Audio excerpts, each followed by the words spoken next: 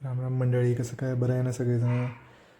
सकाळी उठलेलं असं मस्त हळूवार पाऊस पडत होता. मस्त वातावरण झालं होतं. सकाळ सकाळ बाहेर गारठा पडला होता. असं वाटत होतं चुपचाप बेडमध्ये झोपून राहावं.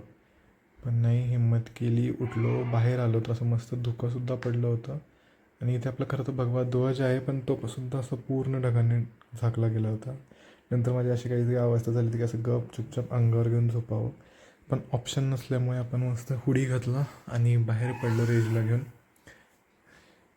त्याला फिरायचं होतं सकाळी, कारण जर त्याला सकाळ सकाळ फिरायला नाही गेलं तर तो खूप दंगा करतो. नंतर घरी आलो, रेडी झालो प्रॉपर एकदम शाळेसाठी रेडी होऊन. नंतर मग शाळेला निघालो आपण. शाळेमध्ये आज थोडंसं जास्त काम होतं, थोडंसं प्रिंटिंगचं वगैरे. सो त्याच्यानंतर मग नंतर घरी आलो. तर ह्या साहेबांना परत बाहेर फिरायला जायचं होतं. बघा कसं तोंडात कपडा घेऊन पूर्ण फिरतो इकडे तिकडे, त्याला काही काम नाही आहे. त्यानंतर गेलो जिममध्ये. आज बॅक वर्कआउट होता, सो आज बॅक वर्कआउट वगैरे केलं. आणि नंतर मग घरी आलो. आज घरी येऊन नंतर लेक्चर होतं आपल्याला 2 तास. सो चुपचाप घरी येऊन लेक्चर करावं लागलं.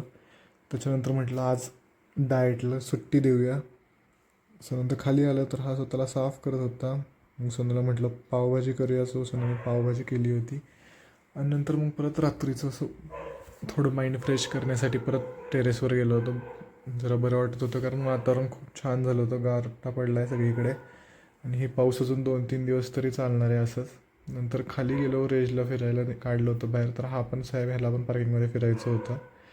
आता खूप जणं म्हणतात की हे दोघं एकमेकाला काही करत का नाहीत, तर यांना आता सवय झालेली आहे, सो हे एकमेकाला काही नाही करत. जर तुम्हाला असे छोटे मोठे व्लॉग्स आवडत असतील तर प्लीज सबस्क्राईब करा चॅनलला.